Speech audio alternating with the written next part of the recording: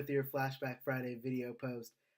I was going to do Luke's top 10 one hit wonders, and as I was compiling my list, I realized that there were some great songs back in the 90s and the first decade of the 2000s. So I have to split them up into 2 weeks. So this week, I'm bringing you Luke's top 10 one hit wonders of the 1990s. There are a lot of great songs back in the 90s, but I wanted to recognize some of the greatest one hit wonders in my book. Starting off at number 10 is a song that I used to listen to all the time with my parents. It's one of their favorite songs, presumably, but it is Big Mountain's Baby I Love Your Way. While this song is not an original, Baby I Love Your Way is a classic rock song by Peter Frampton. However, this cover by Big Mountain, who found a way to make a rock song into a reggae song, charted higher than the original by Frampton. This cover by Big Mountain climbed all the way to number 6 on the Billboard Hot 100. Now, this next artist, I have never been able to pronounce her last name, so I apologize in advance. But at number 9 is Torn by Natalie Imbruglia.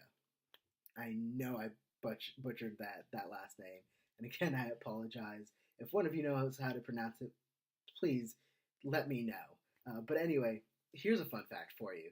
When I first heard the song, I think it was 97, 98, I thought it was written for Natalie, but Torn is actually a cover song.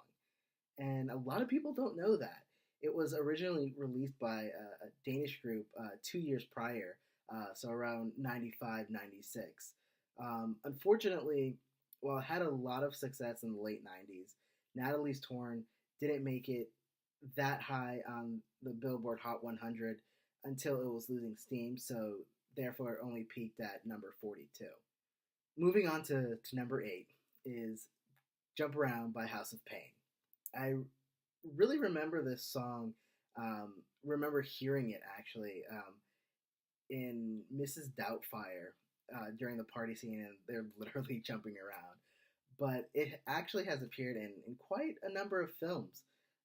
Jump Around peaked at number 3 on the Billboard Hot 100, and that was the first and last time we saw House of Pain on the Billboard Hot 100.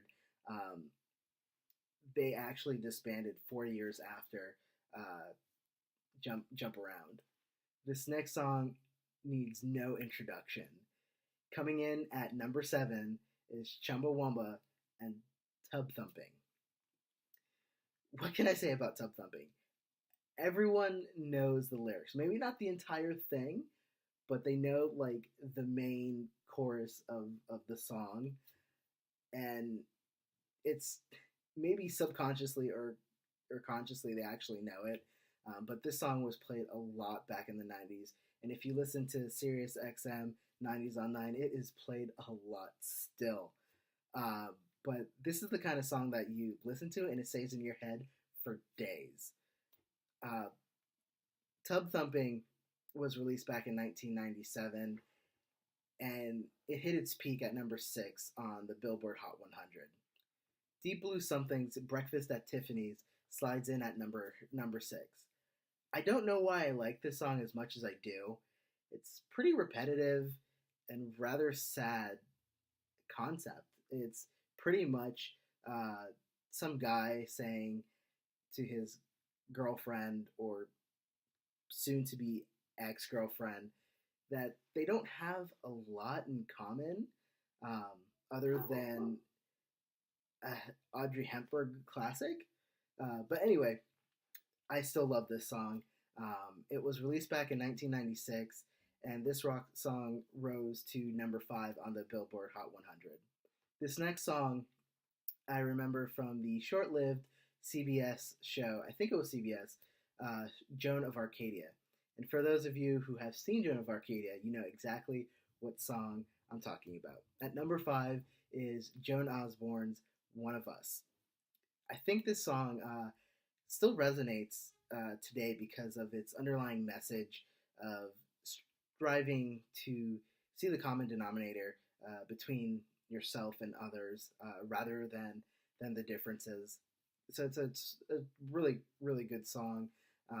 I still listen to it today. I wish Joan of Arcadia lasted a little longer, but that's another topic for another day.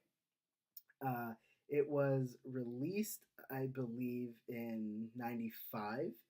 Um, it peaked at number 4 on the Billboard Hot 100, and unfortunately, we haven't heard from Joan Osborne since. Who here has watched Cops? I know I have. I used to watch it all the time.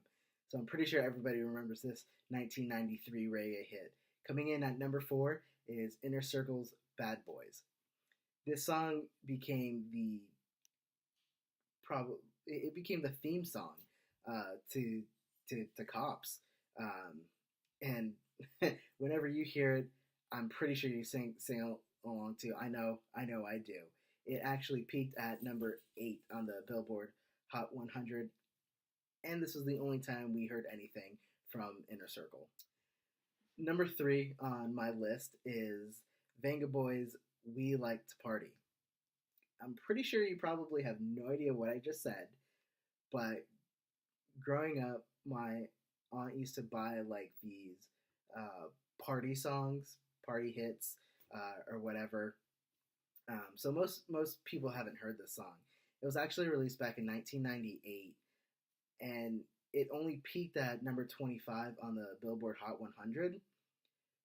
But it's just so catchy, and it really makes you just want to dance and party. Um, Listen, back in the '90s, it was one of the party dance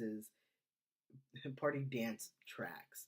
I mean, you couldn't go to a party and not hear "We Like to Party" from the Vega Boys. It would be amiss if I didn't mention this next artist or this next song and artist. Um, I'm not 100% sure they were a one hit wonder. I think they were. I don't think they had any other song other than this one actually hit the Billboard Hot 100. So coming in at number 2 is one of the best worst songs of the 1990s. Aqua's "Barbie Girl." There's so much to say about this song. There is a lot of innuendo. There was a lot of controversy around it. I, but it was one of the biggest songs back then. I mean, everybody knew it. Everybody would sing to it. It doesn't matter. It was really inappropriate, but it was a lot of fun. Especially as a kid, you don't really pay attention, I guess, and it's a lot of fun. It's a really fun song. I mean, Aqua's album, I still have it. That first one, I can't even remember. I think it was Aquarium. Uh, but Barbie Girl was one of the biggest songs back in the 1990s, and it was so annoying, and it still is. Again, if you listen to Sirius XM 90s on 9, like as much as I do, that song comes up a lot. Uh, Anyway, Barbie Girl actually peaked at number 7 on the Billboard Hot 100. Finally, the number 1 song on my list. So, the number 1 song on Luke's top 10 one hit wonders of the 1990s is none other than "What's Up" by Four Non Blondes. These days, most people know the song because of Rock Band. I mean, I know a handful of people that have never heard the song before they played Rock Band, and that's completely okay. But this song is incredible. I love it. But I listened to this song as a kid, and it's a great song, and I do love playing it on Rock Band. It's actually one of the easiest songs to play on Rock Band. So if you're looking for something a little easy, play "What's Up" by Four Non Blondes. Um, and I belt out the chorus. As much as my wife hates listening to me sing, she tolerates it, and I just absolutely love this song. This was the only hit from Four Non Blondes, and "What's Up" peaked at number 14 on the Billboard Top 100. All right, so there you have it, Luke's top 10 one-hit wonders of the 1990s. Let me know what you thought of my list. I would love to hear your favorite one-hit wonders of, of the 90s. Maybe there was a song I missed. Maybe there was a song that was on my list and you absolutely hate. Please let me know. As always, leave a comment down below. Call me, email me, text me. I'd love to hear from you. Next Flashback Friday is Luke's top 10 one-hit wonders of the 2000s. Actually, it's the first decade of the 2000s. So, the 00 to 09. As always, have a good one, guys. Until next time.